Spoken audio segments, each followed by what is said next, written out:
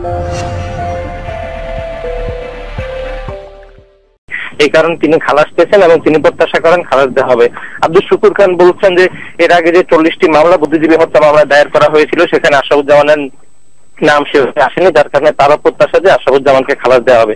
কিন্তু আমরা একটা কথা বলতে চাই যে যুক্তিতর্কের সময় রাষ্ট্রপক্ষ থেকে যে তথ্য প্রমাণগুলো পেশ করা হয়েছে ৭১-এর পরবর্তী সময়ে দৈনিক পূর্বদেশ পত্রিকা এবং ওই সময় ইস্ট পাকিস্তান ফোর্টনাইটলি রিপোর্ট, প্রত্যেকটি রিপোর্টেই কিন্তু আমরা মঈনুদ্দিন এবং আশরাফুজ্জামানের যে সম্পৃক্ততার বিষয় এবং তারা যে আলবদর বাহিনীকে সংগঠিত করে বুদ্ধিজীবীদের যে তালিকা করেছে, সেই তালিকার অনুযায়ী যে তাদের হত্যা করা হয়েছে, সেই প্রমাণগুলো কিন্তু রাষ্ট্রপক্ষ ইতিমধ্যে ট্রাইব্যুনালে পেশ করেছে।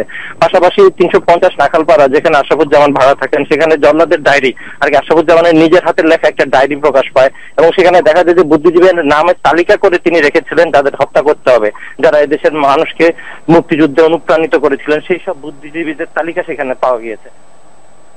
মিজান, আপনাকে ধন্যবাদ। সারা দেশে জামাত শিবিরের সহিংস কর্মকাণ্ড বন্ধ, অবিলম্বে যুদ্ধ অপরাধীদের বিচারের রায় কার্যকর এবং জামাত শিবিরের রাজনীতি নিষেধের দাবিতে বিক্ষোভ মিছিল ও সমাবেশ করেছে গণজাগরণ মঞ্চ এবং সম্মিলিত সাংস্কৃতিক জোট।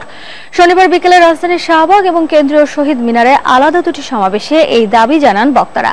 গণজাগরণ মঞ্চের মুখপাত্র ইমরান এইচ সরকার জানান, দাবি আদায় না হলে প্রয়োজনে আবারও শাহবাগের লাগাতার অবস্থান নেওয়া হবে। অভিযোগ করেন সরকার যুদ্ধ অপরাধীদের বিচারের রায় কার্যকরের সময় ক্ষেপণ করছে। আগামী ৯ নভেম্বর শিক্ষক ছাত্র সমাবেশের কর্মসূচি ঘোষণা করেন ইমরান।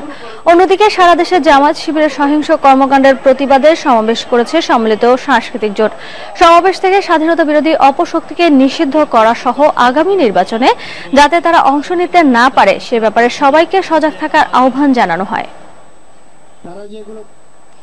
নির্বাচন নিয়ে চলমান সংকট নিরসনে সরকার ও বিরোধী দলের মহাসচিব পর্যায়ে শীঘ্রই সংলাপে বসার উদ্যোগ নেবেন ব্যবসায়ী নেতারা। আর ব্যবসায়ীদের এই প্রস্তাবকে স্বাগত জানিয়েছেন বিএনপি চেয়ারপারসন বেগম খালেদা জিয়া।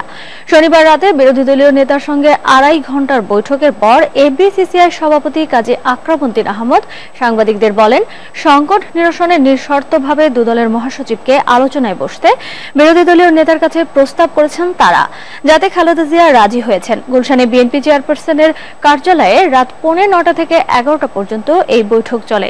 সংলাপে বসার প্রস্তাব নিয়ে এখন আওয়ামী লীগের সঙ্গে আলাপ করবেন ব্যবসায়ী নেতারা, যাতে 2-1 দিনের মধ্যেই দুই মহাসচিবকে আলোচনায় বসার ব্যবস্থা করা যায়।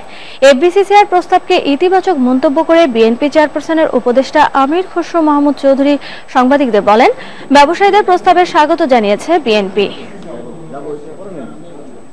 মাঠে ময়দানের খবর। ফতুল্লায় নিউজিল্যান্ডের বিপক্ষে সিরিজের তৃতীয় শেষ ওয়ানডেতে টস জিতে আগে ফিল্ডিং বেছে নিয়েছে বাংলাদেশ। এই ম্যাচে একটি পরিবর্তন নিয়ে মাঠে নামছে স্বাগতিক দল। ওপেনার তামিম ইকবালের পরিবর্তে একাদশে জায়গা পেয়েছেন অলরাউন্ডার জিয়াউর রহমান। মিরপুরে সিরিজের প্রথম 2 ম্যাচ জিতে ইতিমধ্যেই সিরিজ জয় নিশ্চিত করেছে মুশফিক বাহিনী। তবে এই ম্যাচ জিতে দেশের মাটিতে নিউজিল্যান্ডকে হোয়াইট ওয়াশ করতে চায় টাইগাররা। প্রথম 2 ম্যাচে খেলোয়াড়দের অলরাউন্ড নৈপুণ্যের ভরসা দিচ্ছে বাংলাদেশ অধিনায়ককে। আর এই ছিল সিটিভি নিউজ আপডেট। সঙ্গে থাকার জন্য ধন্যবাদ।